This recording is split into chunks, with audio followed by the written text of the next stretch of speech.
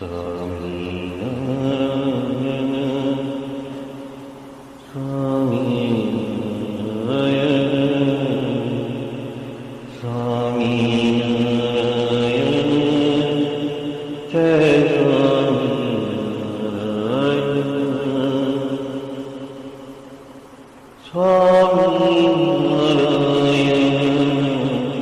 स्वामीनारायण जय स्वामीनारायण स्वामीनारायण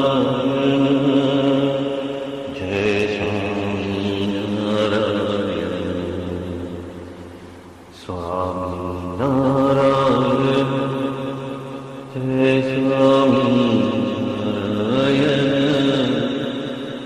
स्वामीनारायण जय स्वामीनारायण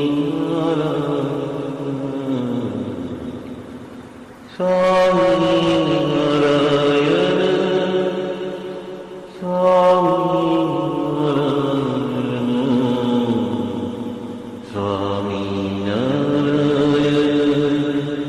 जय स्वामीनारायण स्वामीनारायण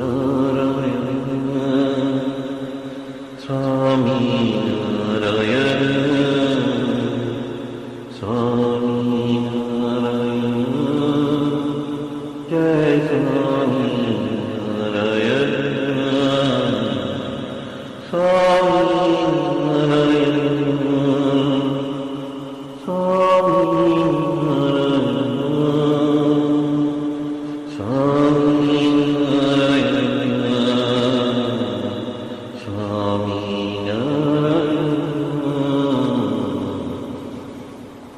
स्वामीनारायण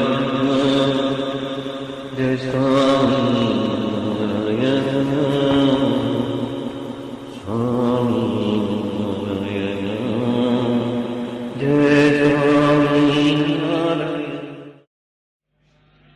सहजानंद स्वामी महाराज की जय जय जय।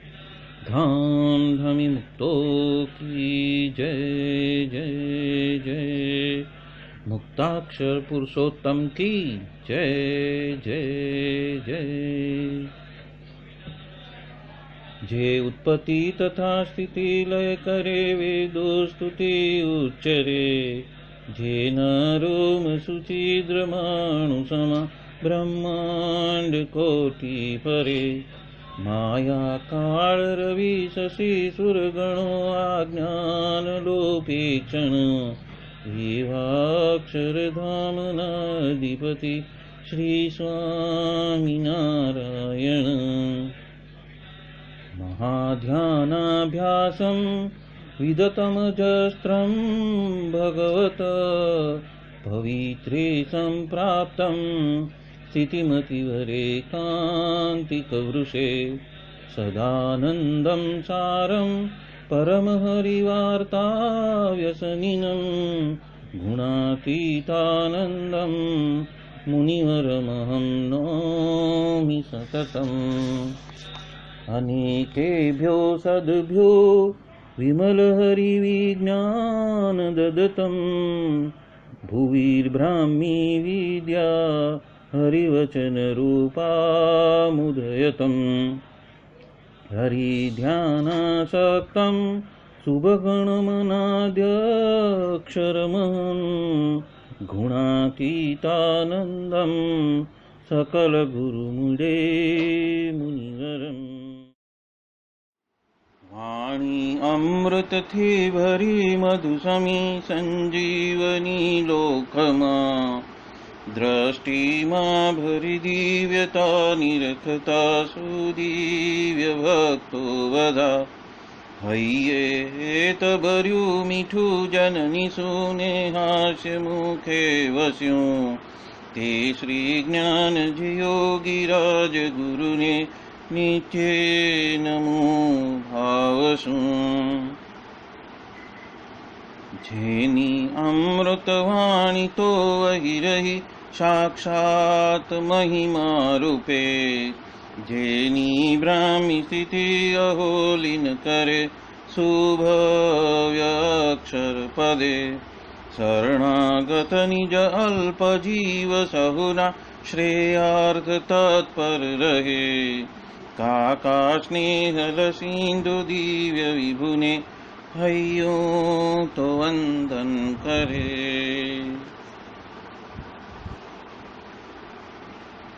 क्षिप शांत प्रशांत सागर समा साधु गुणे जे शोभता जेना दर्शन ने समागम थकी शांति सहु पामता जे छे मानस पुत्र का काजिना ने भजन मालिन रहे एवा साधक वृंदना गुरु सुरत वंदन भरत भाईने।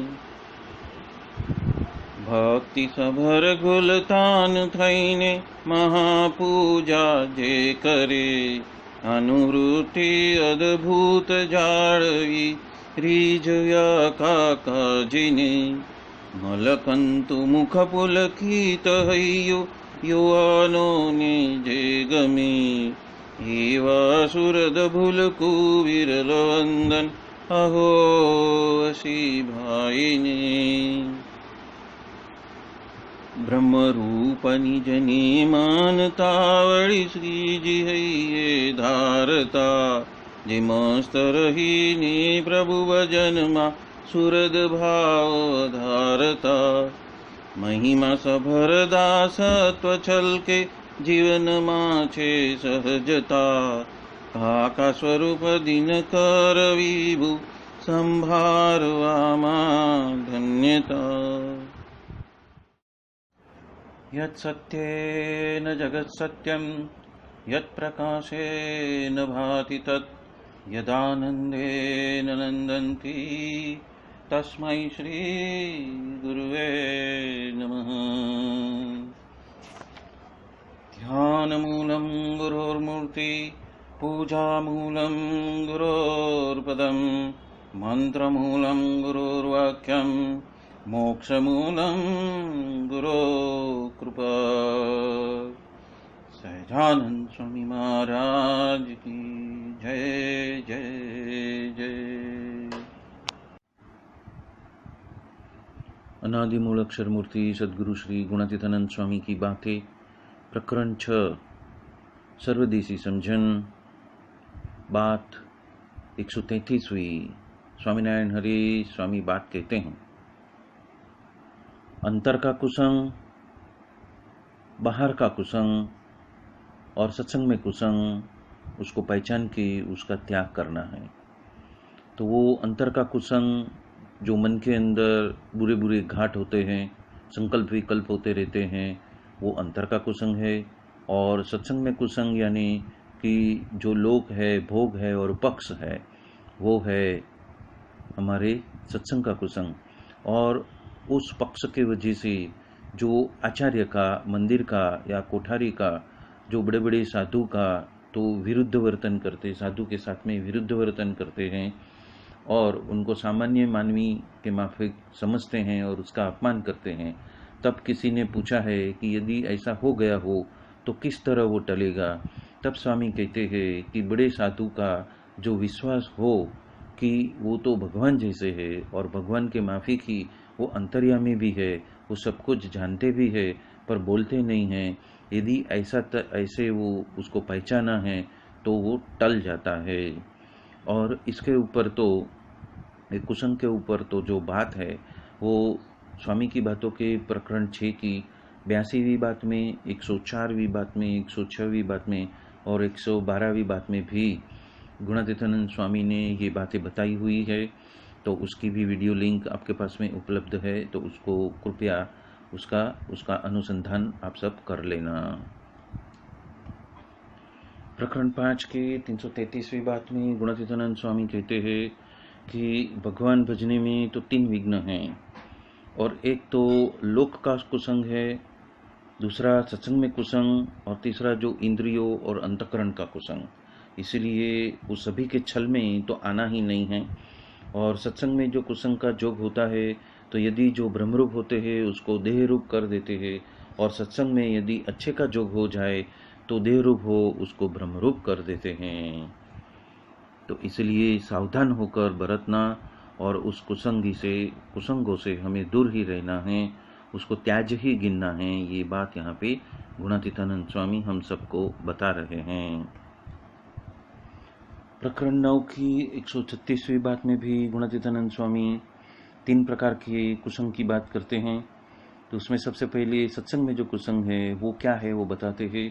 महाराज और अवतार आदि को एक समान कहते हैं, उपरांत बड़े एकांतिक और साधारण साधु को एक सरीखा कहते हैं, उपरांत प्रकट स्वरूप में से वो गिरा देते हैं, और वो ही सत्संग का कुसंग जानना। दूसरा है वो बाह्य कुसंग है, वो क्या है, जो स्वामीनारायण को भगवान ही नहीं कहते हैं। और जो तीसरा है वो तो अंतःकरण का कुसंग है, वो क्या है कि संकल्प किए बिना वो रहता ही नहीं है, और सुने या देखे बिना तो उसे रहा नहीं जाता है। और उसमें भी इंद्रियों है वो तो बहुत ही पातरियु है, माने कि बहुत ही स्वच्छंद है। वो छुपी छुपी रीत से वो तो पाप करते ही रहता है, खाता भी होता है, चाड़ा भी चुटता है, और वो ऐसा समझता है कि कोई तो मुझे देख नहीं रहा है और किसी को मेरी पहचान नहीं है कि मैं क्या कर रहा हूँ। पर वो तो ये जो संत है वो तो सब कुछ जानते हैं। इसलिए एक पद कहा है, झाका हृदय माही ज्ञान प्रकाशक, तास स्वभाव रहे नहीं छाना, नैन ही बेन ही सैन ही जानिए, उठत बैठत ही पहचाना। मतलब कि जो हम करते हैं, हर सेकंड में हम जो गतिविधि करते हैं और जो कुसंग में हम डूब जाते हैं, वो सब कुछ गुप्त रहने वाला नहीं है, क्योंकि ये तो अंतर्यामी हैं और हृदय में ही बैठे हुए हैं। इसलिए उनको तो आपकी हर गतिविधि के बारे में प्रतीति है, वो जानते हैं, पर वो बोलते नहीं हैं, और अनुग्रह करके आगे लेने की ही बात हमेशा सोचते रहते हैं। ये बात यहाँ पे गुणातीतानंद स्वामी सबको बता रहे हैं। प्रकरण 11 की 110वीं बात में भी गुणातीतानंद स्वामी ऐसे ही कुसंग के ऊपर बात करते हैं। विषय के लाग में जो सच्चे सच्चा हो वो तो आते ही नहीं हैं, और सो कड़ा करके भी, मतलब कि बुद्धि का दिव्य उपयोग करके ही वो तो बाहर निकल जाते हैं, कुशाग्र बुद्धि का उपयोग करके उसमें से सड़सड़ाहट निकल जाते हैं, पर कुसंग के दाव पेच में आते ही नहीं हैं। और जो विषय है उसको तो विषय के लिए बहुत प्रयास करना पड़ता है, और उसको पाने के लिए उसको तो युक्ति भी करनी पड़ती है। तो उसके ऊपर 3 प्रकार के कुसंग की बात करते हैं कि जो गृहस्थ को पस्त्री का घाट होता हो तो वो तो अंतर का कुसंग कहा जाता है, और त्यागी को तो 8 प्रकार से त्रिका त्याग है, और वो भंग होने से मन में संकल्प तो होते रहते हैं, वो तो अंतर का कुसंग है। उसी तरह अंतर में भगवान और संत के बारे में मन तर्क कुतर्क करते रहता है, संकल्प विकल्प करते रहता है, और एकांतिक के बारे में साधारण मनुष्य के जैसा भाव आ जाता है, और वो तो अंतर का कुसंग है। और हमारे संप्रदाय से जो बाहर वाले हैं वो तो स्वामीनारायण की निष्ठा से हमें गिरा देते हैं, वो बाह्य कुसंग है।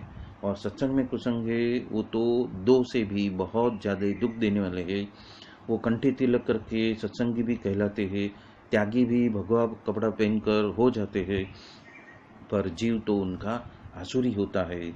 तो 2 अच्छे जो साधु वो भक्तों के बीच में खटपट करा देते हैं, और महाराज और अन्य अवतारों में समबुद्धि कराते हैं, और एकांतिक और संत का द्रोह खुद करते हैं और कराते हैं, और ऐसे हो वो तो सत्संग का ही कुसंग है।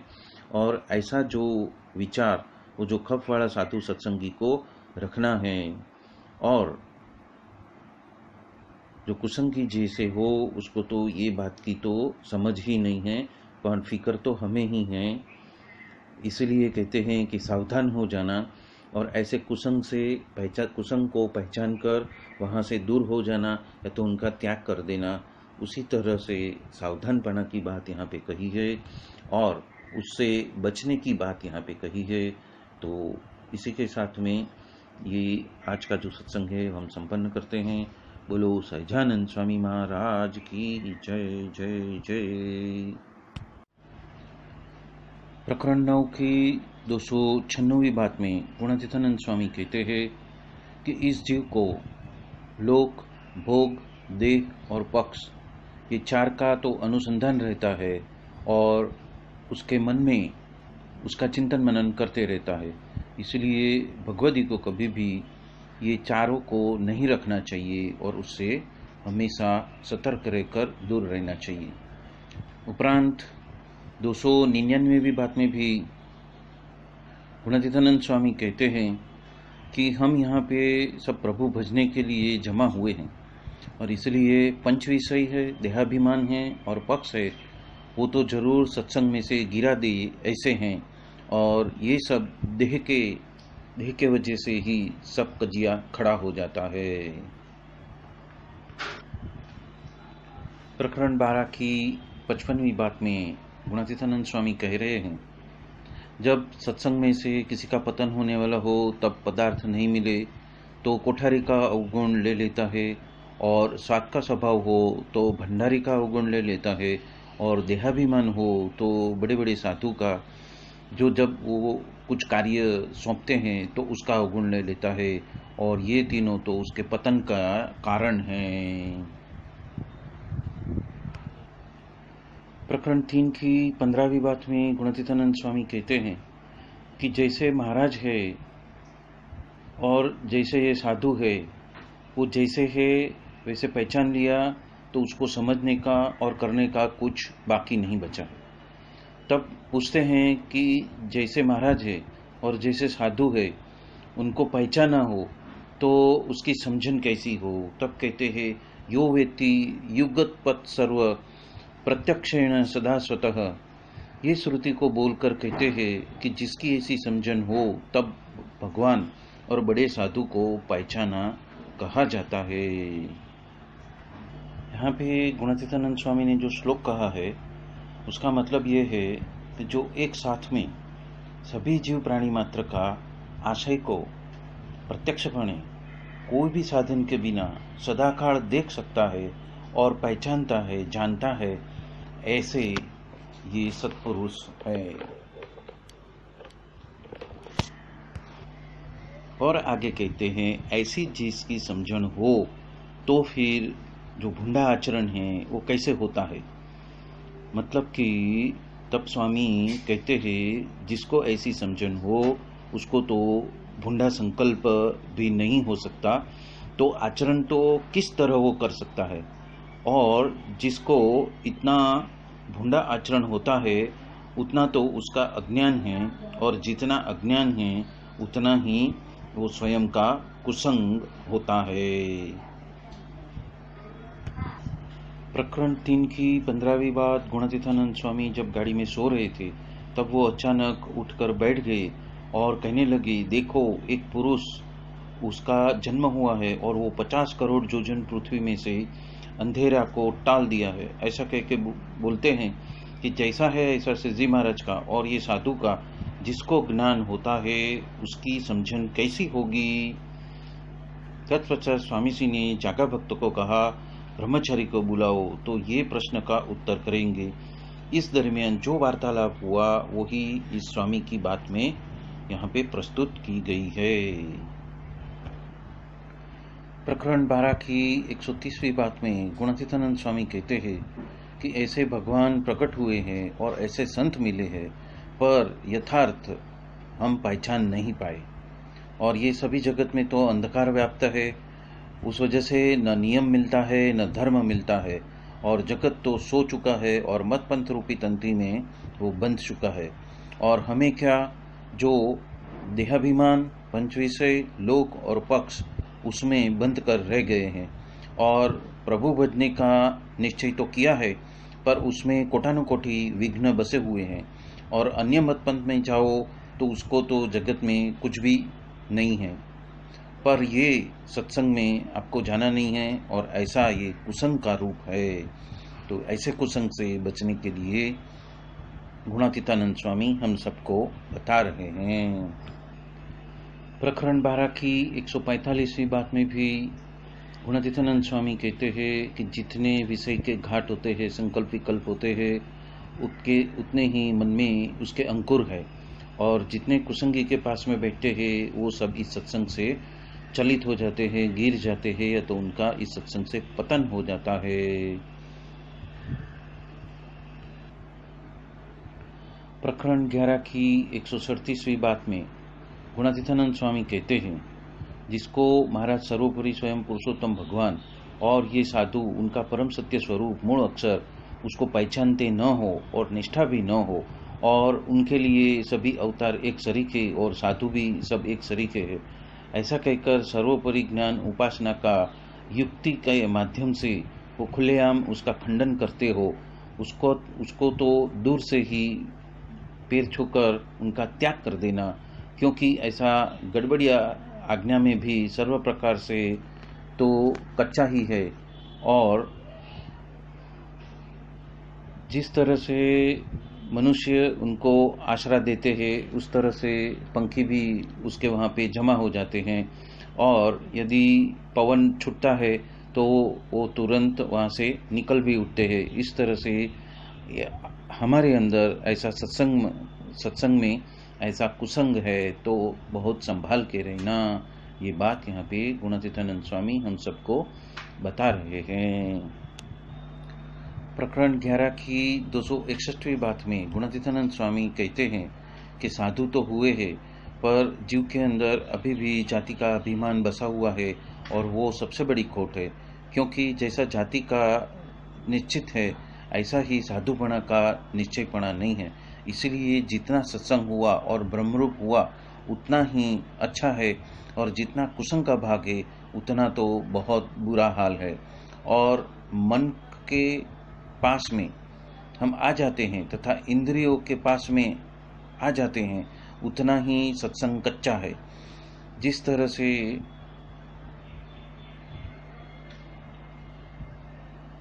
उसी तरह से ये इंद्रियां, अंतकरण और स्वभाव वो तो बहुत बुरे घोड़ियों के माफिक है, तो उससे हमें बच के रहना है और ऐसे कुसंग से हमें मुक्त रहना है। ये बात यहाँ पे गुणातीतानंद स्वामी बता रहे हैं। प्रकरण 6 की 58वीं बात में भी गुणातीतानंद स्वामी ने इस कुसंग के ऊपर बात कही है, और उसका भी वीडियो मौजूद है, तो उसके लिंक से उसको रेफर कर लेना, वही सबसे प्रार्थना है। प्रकरण 10 की 87वीं बात में भी गुणातीतानंद स्वामी कहते हैं कि सत्संग में आकर तुरंत भाग नहीं खड़ा होना। विवाह में जाते हो, कैटा में जाते हो, और व्यवहार के कार्य के लिए 2-3 महीना तो आप भाग जाते हो, पर यहाँ पे आप नहीं रह सकते। कितने काशी द्वारका में जाकर निवास करते हैं, और हमें तो समागम ही करना है। वचनामृत भी समागम के वजह से ही समझ में आता है। कुसंग के वजह से जो दोष लगा है वो भी संत समागम के वजह से ही टलते हैं। बड़े को यदि हम सेवन करते हैं और उसको राजी करते हैं, तब पूर्व के मलिन संस्कार जो है वो टल जाते हैं। पर खाना तो खाना नहीं और भूख टल जाए, ऐसा कैसे होएगा? तो ये बात गुणातीतानंद स्वामी हम सबको कह रहे हैं।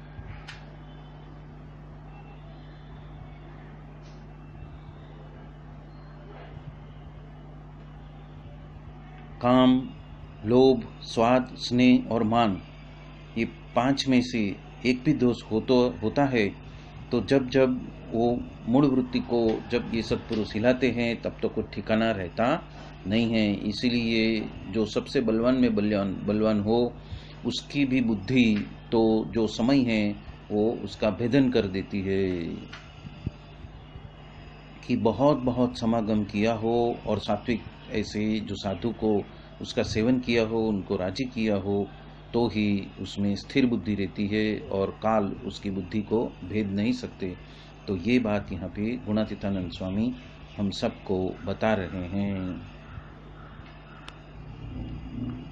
उपरांत प्रकरण 6 की 133वीं बात जो अभी हम उसके बारे में चिंतन मनन कर रहे हैं, उसमें आखिर में गुणातीतानंद स्वामी कहते हैं कि बड़े बड़े साधु का विश्वास हो कि वो भगवान जैसे है और भगवान के माफी के अंतर्यामी हैं, इस तरह से उसको पहचानते हैं, पर वो कहते नहीं। ऐसा जाने तो टल जाता है, तो गुणातीतानंद स्वामी इसके माध्यम से ये कहना चाहते हैं कि यदि हम उसके ऊपर, बड़े बड़े साधु के ऊपर हम विश्वास रखते हैं, तो उस विश्वास की वजह से ही जो अखंड सद्भाव उनके प्रति रखते हैं, तो ही हम निर्वासनिक हो जाने के लिए उसका साधन हो जाता है।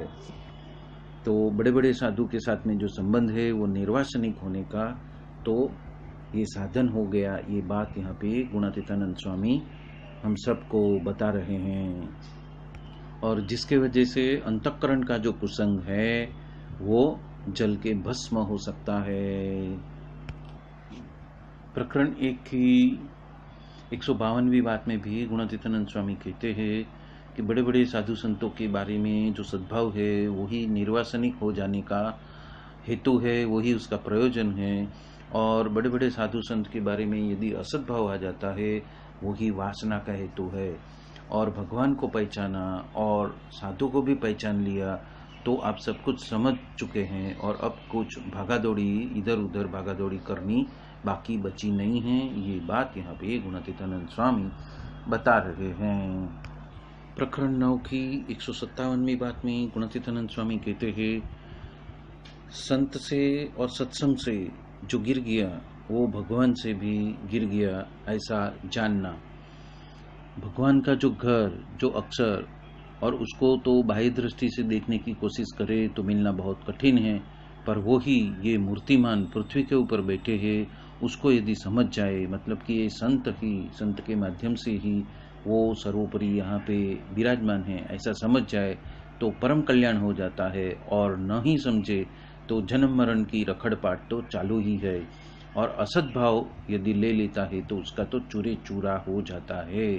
इसलिए भगवान के भक्त से डरते रहना और रखे वो कुराजी हो जाए, वो कुराजी हो जाए, ऐसा हमारा वर्तन होना नहीं चाहिए। और भगवान के भक्त की तो रक्षा करनी और उसका पक्ष लेना, और भगवान को राजी करने का उपाय है। और ये लोग भोग तो रहने ही वाले हैं, रुपया मिल गया तो भी क्या, और नहीं मिला तो भी क्या। और 100 काम को, 100 कार्य को रखकर खाना खा लेना, 1000 काम को एक साइड में रखकर स्नान कर लेना, 1,00,000 काम को एक साइड में रखकर दान कर लेना, और करोड़ काम को एक साइड में रखकर भगवान का भजन कर लेना। पर ये जीव कैसा करता है, तो कि चंदन को काटकर वो बावड़ जैसे पेड़ के आगे पीछे उसके लिए रक्षण की वाड़ खड़ी करता है। तो उसी तरह ये देह के वजह से केवल प्रभु को ही भज लेना है, तो वो देह से ही वो सिर्फ पाप और पाप ही करते रहता है, और 84 का दुख को जानता है, और उसी वजह से तो वो प्रभु को भज सकता है।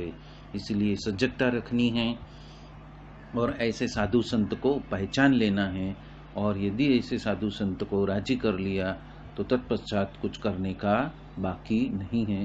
वो बात यहाँ पे गुणातीतानंद स्वामी हम सबको बता रहे हैं। प्रकरण 12 की 35वीं बात में गुणातीतानंद स्वामी बात करते हैं कि कल्पना तो रहती ही है और अपूर्णपणा रहता है, वो तो अज्ञान ही है। और मन की कल्पना तो बड़े बड़े अवतार कहे गए, फिर भी उनकी पूरी हुई नहीं। और आज तो प्रकट भगवान और उनके प्रकट साधु का संबंध वाले का एक ही ग्रंथ आप पढ़ो और समझ लो, तो कल्याण में कुछ भी अधूरा नहीं रहने वाला है, पूर्ण कल्याण होएगा, और उसके लिए हम उसके जामीन होते हैं। ये बात यहाँ पे प्रकट साधु की संबंध की बात कही है। अज्ञान और कल्पना तो आत्मदर्शन करने के वजह से भी टले ऐसी नहीं है, और ऊर्ध्ववीर्य वाले है उसकी भी नहीं टलती है, वो तो सिर्फ और सिर्फ प्रकट साधु के समागम से टलती है। ये बात यहाँ पे गुणातीतानंद स्वामी हम सबको बता रहे हैं। बोलो सहजानंद स्वामी महाराज की जय जय जय। धाम धमी मुक्तों की जय जय जय। सर्व गुणातीत स्वरूपों की जय जय जय। मुक्त अक्षर पुरुषोत्तम की जय जय जय। आप सभी को जय स्वामीनारायण।